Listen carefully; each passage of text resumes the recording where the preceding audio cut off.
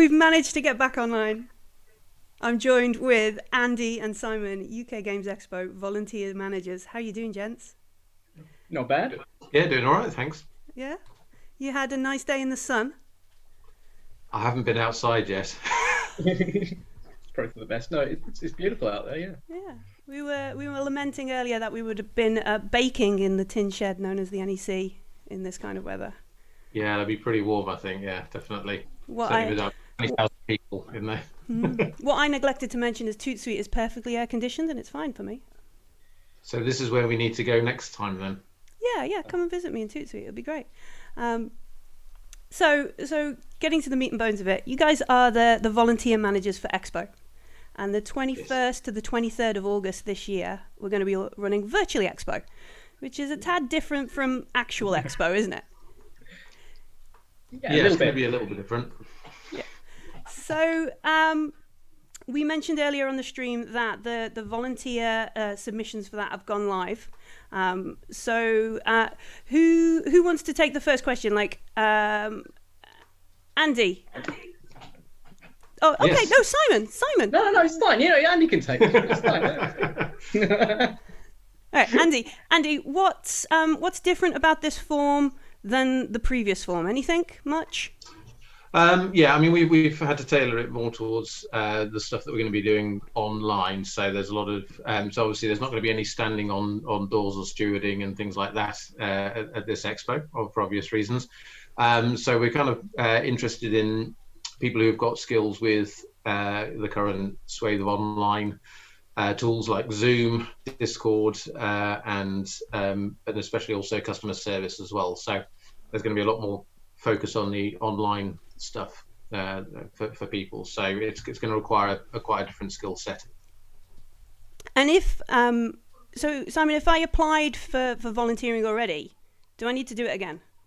Yeah, you will do. Yeah, it's a completely different skill set, as Andy says. Yeah, we've had to tailor it completely differently. We've had to get a new application form, so the old applications won't count. Obviously, people's actual availability is different, and people's skill sets are different. So we're just going to have to try and tailor it to that.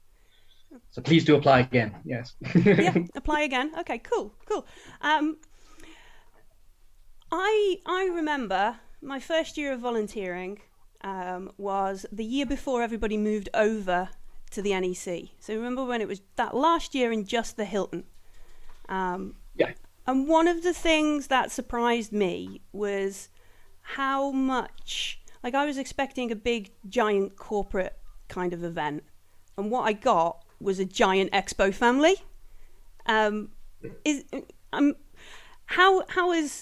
much effort goes into maintaining that kind of feel as the volunteer managers? What is it? Is it a constant struggle to keep us in line, or?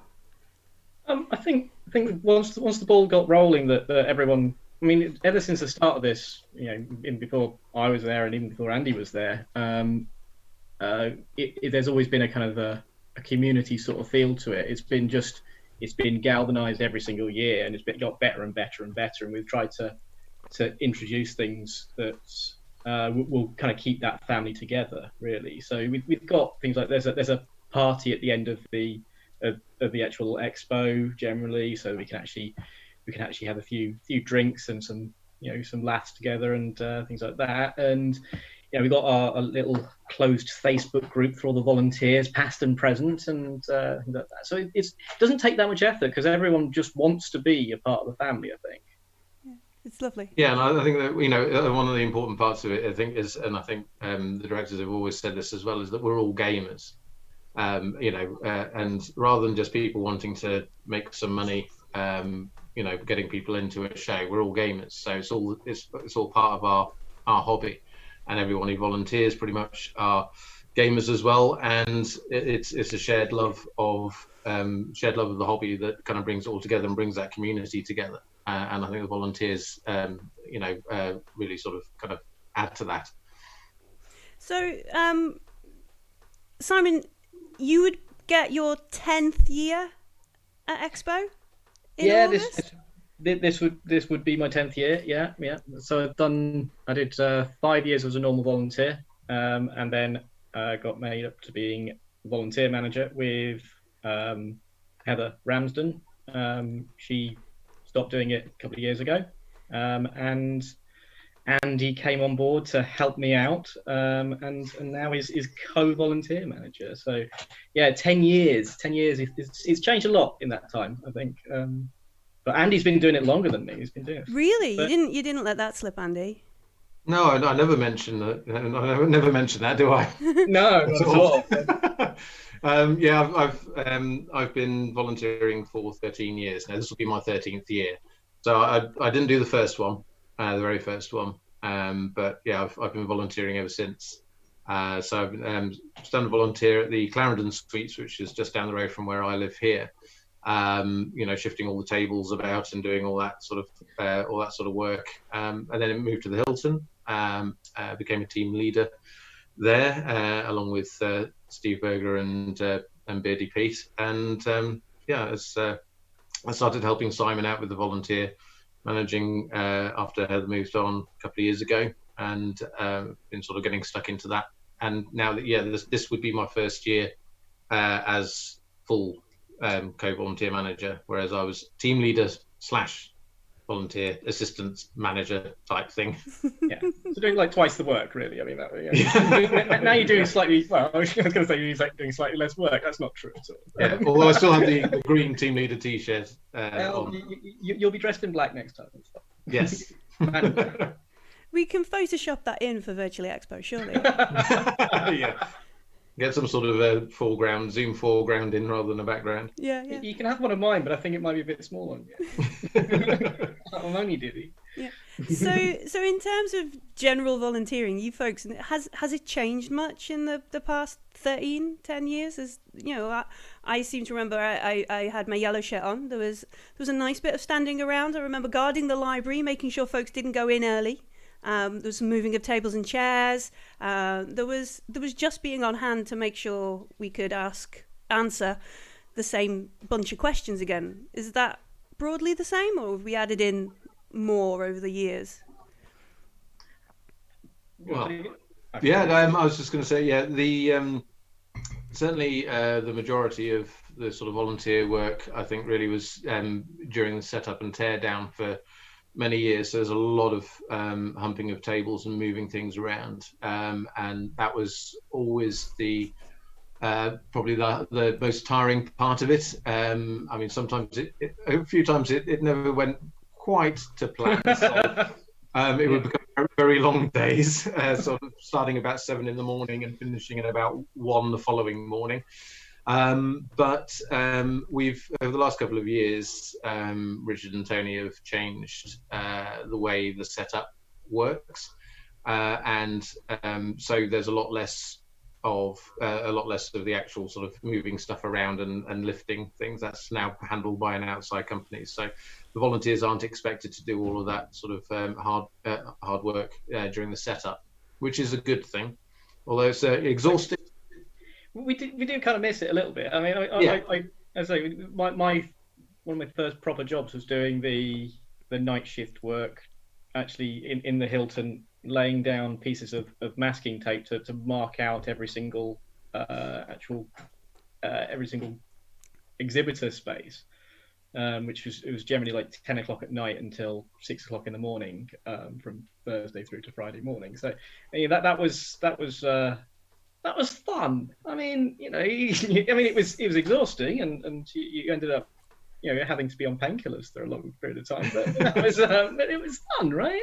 That was one role I never got to do. I can't say I'm sorry. I've done pretty much everything else in volunteering, but that one I missed out on. But yeah, you get a sense of camaraderie, and it's that sort of it's hard work, and you get completely knackered by it. But it's also a nice kind of knackered. It's like it being tired and exhausted from having done a good hard day's work. It's satisfaction of a job done well. Yeah. So there are different coloured shirts for different types of. I wore a yellow shirt. You've got a green shirt. I've seen blue shirts and this kind of stuff. What are all the different shirts and what's going on there? Right. So I mean the major ones, the yellow shirts are generally just general volunteers. They're there to do a lot of the stewarding and working in a lot of the different places. Blue shirts are very slightly different, but it's they're ambassadors, and they're there to try and seek out people who are maybe not getting the most out of Expo, and then try and encourage them to find out a way of getting the most out of it. You know, if they're looking a little bit lost, or they're looking like they're not quite enjoying everything, and they just don't know where to start, especially people who come for the first time. Quite often they need a little bit of pointing in the right direction, you know. So they're there to have this conversation with people, and they're engaged with people. So that's the kind of difference between the blue and the yellow shirts. Then you got the red shirts, who are the IT people working tirelessly in the background, just making sure everything actually works, which is no mean feat, to be perfectly honest. There's so much tech that goes into Expo that it's quite ludicrous, really. Can we just clarify, because Twitch are asking, are the red shirts in any danger? Is this like Star Trek? I mean, absolutely. I mean, they certainly, they're the ones we send in first, just to check to see if everything's actually going to go okay. Because no, they're definitely going to die. I mean, we haven't lost anybody yet. Yeah, they're more spotty than normal red shirts. I mean, they're the only people to wear red shirts that actually survive to the end. So. Oh, okay, cool. So the red shirts are doing a lot of tech and other things in the background. What are the green shirt guys doing? What are they up to? Andy can take this. He's been one. Yeah, let's hear it from the horse's mouth. Yeah, the green shirts are the team leaders. So they are the ones that oversee larger areas, the groups of volunteers. We usually separate them. We've usually been separated out by sort of zones and halls. So you'll have a couple of team leaders managing the volunteers in Hall 1, Hall 2, Hall 3. You'll have a couple of team leaders down in the Hilton as well, managing that. So if any of the volunteers, any of the yellow shirts or the blue shirts have any issues or problems, or need advice or guidance on what to do next, then the green shirts are the people they need to go to. So they're the ones, they're immediate managers in the hierarchy. All right, cool. So if I volunteer, I don't have to do anything more than general volunteering, though. You're not gonna drop me in this blue shirted thing, are you? Unless you've got the skills that require. I mean, basically, there's no. We shouldn't be seeing that like blue shirts are more important or more skilled than yellow shirts. That's certainly not the case. They're just different sets of skills. The blue shirts are there for the communicative sort of thing. They're there to kind of really engage with people on a one-to-one basis, whereas yellow shirts are there for much more of the general running of the actual show. So there is still social skills there and everything like that, but you're not having that very intense sort of conversation with people and trying to get them really engaged. Okay, yeah, so I do. Yeah, sorry. I believe we are slowly moving towards more of an amalgamation of that, though. I mean, the yellow shirts and by no means shouldn't sort of, if they're asked questions, just sort of stand back and go, I don't know, and point them at a blue shirt. Yeah. So we're trying to encourage the yellow shirt volunteers as well to be able to answer questions and to know what's going on in the area. And if they don't know, it's fine. Not everybody knows everything. So if you don't know the answer, you just have to tell people, I don't know the answer, but I'll find out for you, and then go and get the information. So, all the volunteers are expected in some capacity or another to be able to sort of handle questions from the general public. But the focus is mainly the ambassadors are the ones that sort of are generally there to help with that. Okay, cool. There's some secret things about volunteering that folks might not know. Like there is a secret gaming room, isn't there, when you volunteer? If we say something, it won't be a secret anymore. well, no, I think it's worth mentioning that there is a wonderful area over in the Hilton where some of the volunteers game. Yes, there is. I mean, obviously, it's sometimes there's a shortage of. Not a shortage of tables, but there's a lot of people, and there's only so many tables that can go around for open gaming. So we made sure that the the volunteers can always get some gaming room with the other volunteers, which is really nice. Especially, like you say, it's great for building that community and actually making sure that people can do that. We generally have it open quite late into the evening as well, so there's generally a lot of fun going on in there. Yeah, well, I mention it because it was one of the things I found kind of the most welcoming when I started. When I first volunteered, I came by myself.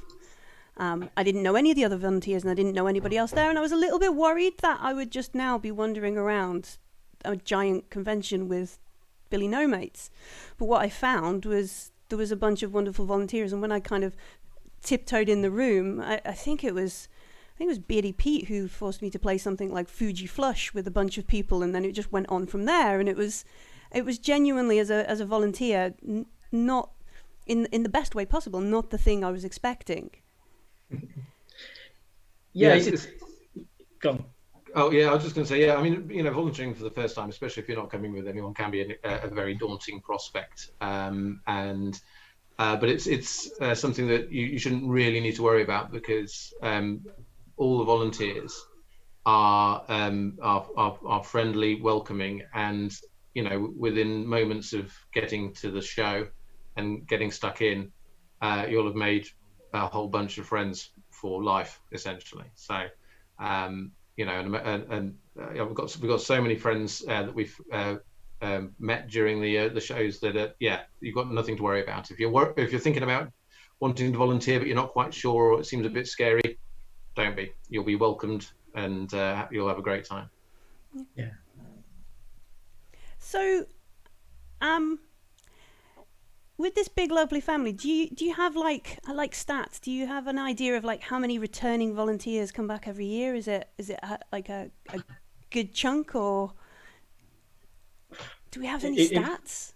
Well, it's difficult to say, because some people kind of come, then they come back a couple of years later and things like that. But you're looking at, generally, there's probably around about 60-70% of the volunteers each year have done a previous year. So there's a good ratio, really. Obviously people's lives change, and quite often people have to bow out because they've had kids and things like that, although we are ridiculously kid friendly as well. So but yeah, it's quite a lot of people do keep on returning. And that's kind of the point of the community of volunteers. We want people to want to keep on coming back, because the more people come back, the more they know the show, the more they're invested in the show, and the more they're really wanting to actually give that best performance, that best sort of experience to people. So. Yeah, I mean, I don't know if I've mentioned it before, but I've been coming back for 13 years now. So 13 years. Yeah. I don't think I mentioned that before. But when I first volunteered on the very first one, I put myself down for the minimum number of shifts, so 3 hours in like the Friday morning, Saturday morning, and Sunday morning, and thinking I'd then spend the rest of the day playing games and stuff. But that was not the reality, because I turned up, did the work, and carried on actually working and doing volunteer. So I had very little time off, because I was having so much fun actually volunteering. And it's a completely different thing to actually attending the show as a customer. Being a volunteer, you just feel that you want to put that effort in. You're not necessarily obliged to, but because it was so much fun, I just ended up staying there, and helping out for the rest of it as well. Yeah. It's an interesting thing, because it's one of the things that used to happen. Again, it's one of those changes that happened. That it used to be that you could just volunteer for, like you say, 3 hours or so. And when Heather and I became volunteer managers, one of the changes we made was that there was a minimum actual commitment, because we found that most people were wanting to do lots of hours anyway. So there was no real point in doing these little tiny 3-hour shifts, because they were really hard to manage as well. But then we introduced it so that it was kind of the equivalent of about 6 hours of work each day. So if you're doing 3 days, you had to do 18 hours plus, and if you're doing 4 days, you did 24 hours plus.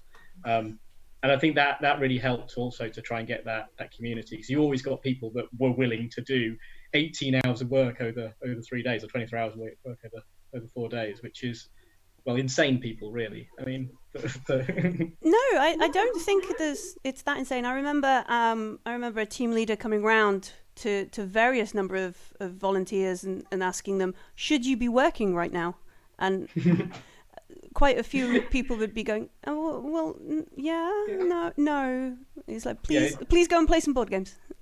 It's quite hard to get them to stop working sometimes. It really is. They will just. I mean, we used to do it. Like you say, we used to do it all the time when we were just normal volunteers. You just. Yeah, it's almost more fun. And not that the show is not fun. I mean, obviously the show is a lot of fun. It's one of the best shows in the world. But it's I don't think I could do anything else other than volunteer anymore. I think it's just the best thing I can ever do. We've got sort of a question from chat. So while we're doing our general volunteering, what are the rules on like cosplaying while we're doing that? Can we still wear like hats and maybe dragon tails, or is there, what's the dress code like? Well, we try to be accommodating. Obviously, we're all very unique, but at the end of the day, you're representing Expo.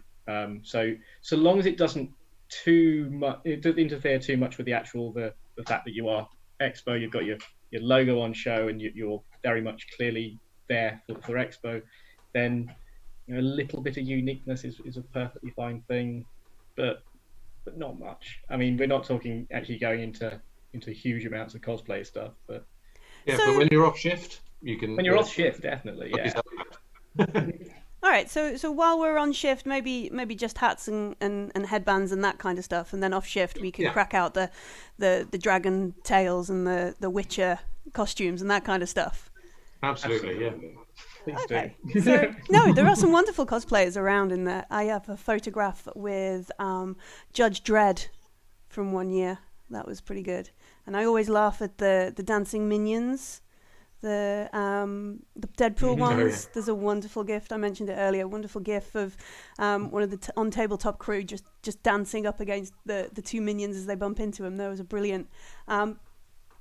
So let's get back to some serious kind of form filling and that kind of stuff. If I'm not sure what I can do, like I want to help, but I don't know where I fit in with the plans for Virtually Expo or thinking about 2021. I'm not sure what I can offer. Am I wasting your time by just filling out the form and being like, oh, I'm here to help if you want? Or not at all. If you want to give it a go, apply. I think the important thing to remember though with the Virtually Expo is it is totally different. There isn't obviously the physical space there. So the number of volunteers that we're going to need will be far less than what we would have at a physical show. So I think it's important to reiterate that, apply anyway, but, if you aren't selected for the Virtually Expo, don't be too disappointed. It's not a reflection on you. It's just we only have a certain number of spaces that we can fill. But in terms of the physical show, when that comes back, hopefully next year, we will be looking for lots of people. But yeah, if you're interested, apply. You never know. Okay, so because that's obviously you get hundreds of volunteers and some folks. Like I would worry that I'm just wasting your time. I don't want to. You're very busy gents, aren't you? Wow. Yeah, but this is our job. I mean, okay. Literally, this is what we do, and we're always on the lookout. I say there's probably a 60-70% actual returning volunteers, but that means that there's a good 30 to 40% that we need to make up with new volunteers and get fresh blood in as well. So we had some absolutely fantastic volunteers every single year, whether they be new or whether they be old. I mean, it's the quality of volunteers just keeps going up and up and up. And it's not just because they've been doing it many, many years. Some of the people who've done it their first year have been absolutely astonishingly good. So proud of them all, certainly. So Bez in the Twitch chat says hello. Sorry? Bez in Twitch chat says hello. Hi, Bez. Hi, Bez. We have a phenomenal number of people, but what I didn't realise is we also have volunteers coming from all over the world. Isn't that right? Yes, indeed. Yeah, I think the furthest we've had was we had somebody from Australia. That was fun. Who came over? They were on just basically a holiday over here, and they volunteered just on a whim more than anything else. They found out the expo was happening at the time when they were over and thought, well, let's just volunteer as well. So that's great. We've got the wonderful Jane and David who come from Greece every single year. Specifically make a trip over here every single year just to do expo. That's all they do. It's beautiful.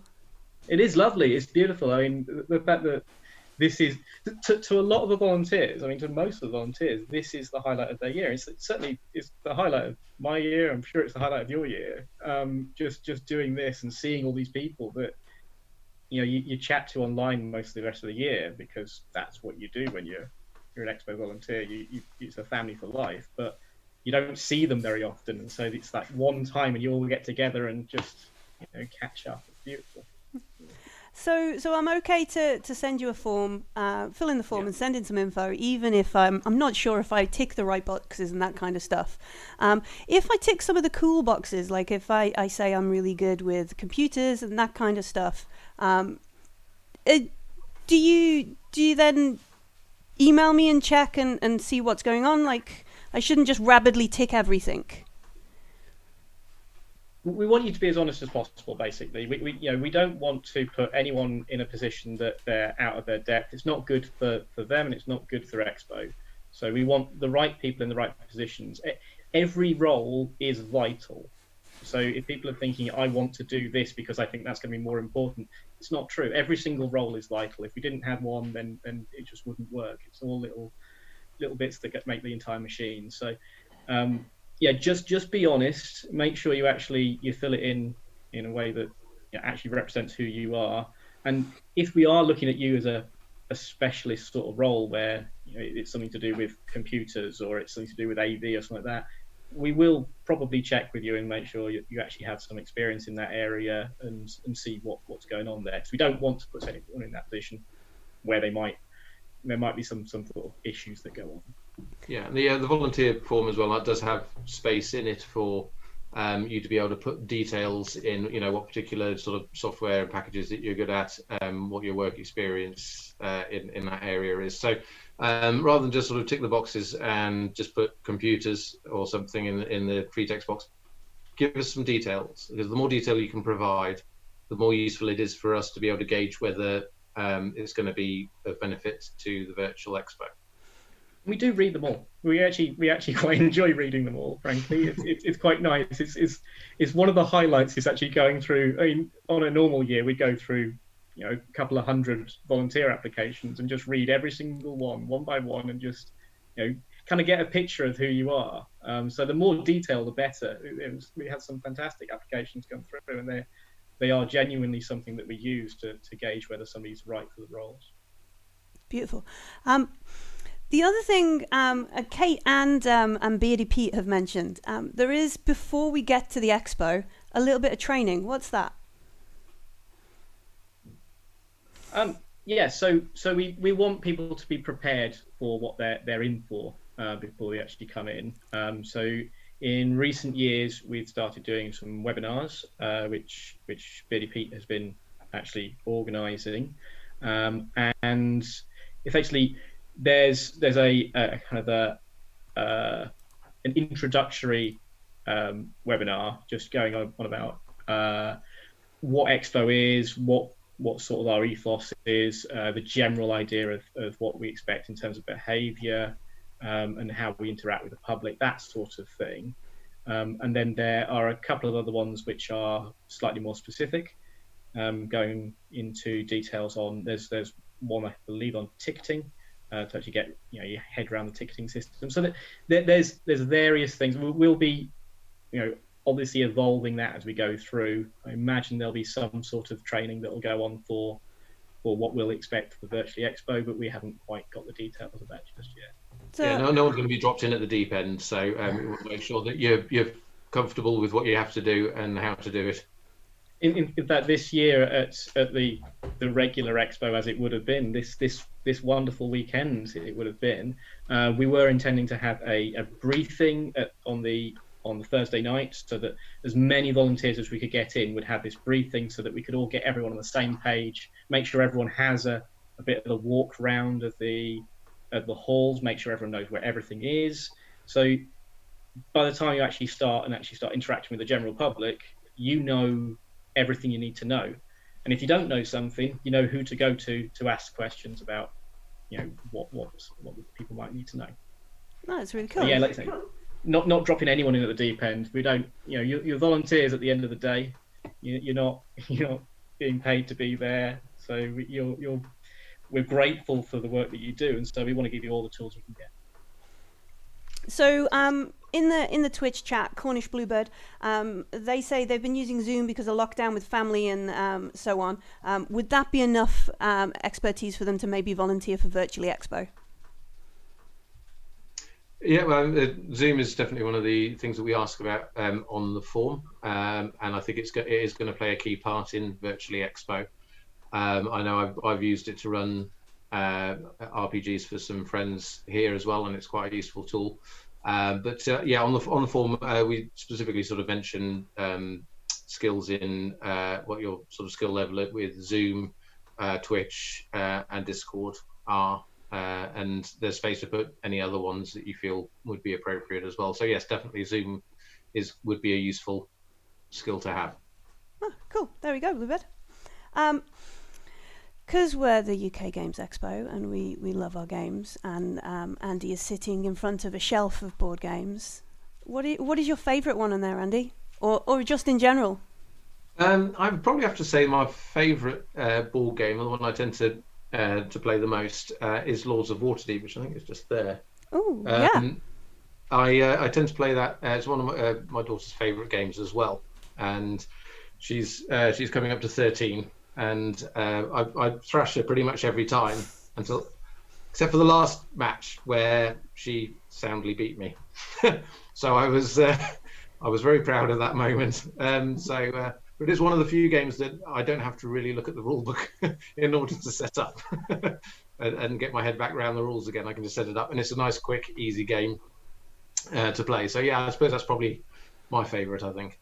And what about you, Simon? What do you play? Well, it's kind of the running joke, the fact that I don't actually end up playing games most of the time, but I've got quite a few. They're scattered all around the room, but I'd say Carcassonne is still one of my firm favourites. I like simplicity of games, to be honest. I think that's where I generally sit is lots of simple abstract games that kind of, especially in 2-player mode where they end up playing a bit like chess. You have to kind of think a couple of moves ahead of everyone. So yeah, that sort of thing's generally my thing. Do you play full Carcassonne with the farmers, or do you just leave them out?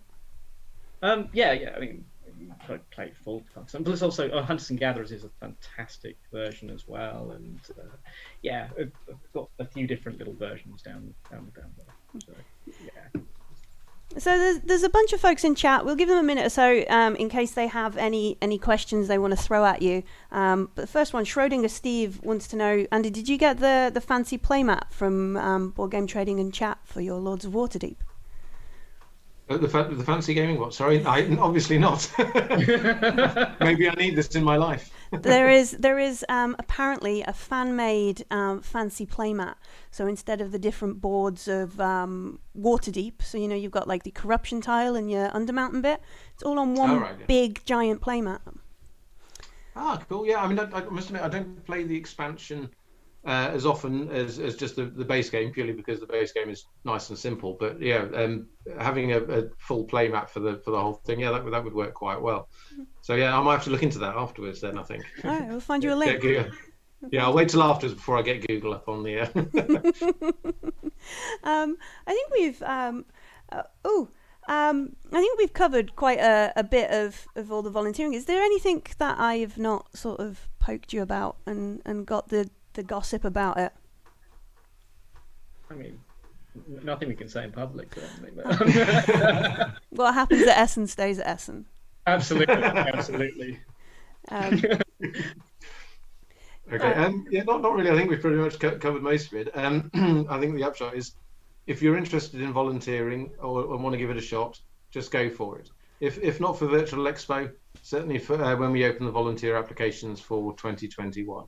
And hopefully there will be some conventions running next year. Yes. Also, if you find that you haven't got the information you want and you want to actually ask us some questions, or you don't want to do it right here, then our email address is volunteers@ukgamesexpo.co.uk, and yeah, just send stuff through to us. We'll try to actually reply as much as possible. We both work full-time jobs as well, so unfortunately sometimes there's a little late in replying. But and we've also got Virtually Expo to organise right now. So, but do get in touch with us. We're always happy to talk to people. I was going to say then, Andy mentioned 2021 volunteering. So before anybody asks, those applications are not open yet, and they won't open until much later in the year, will they? Yeah, they won't. They'll probably be at least at the end of the year, I would say, before we start opening those up.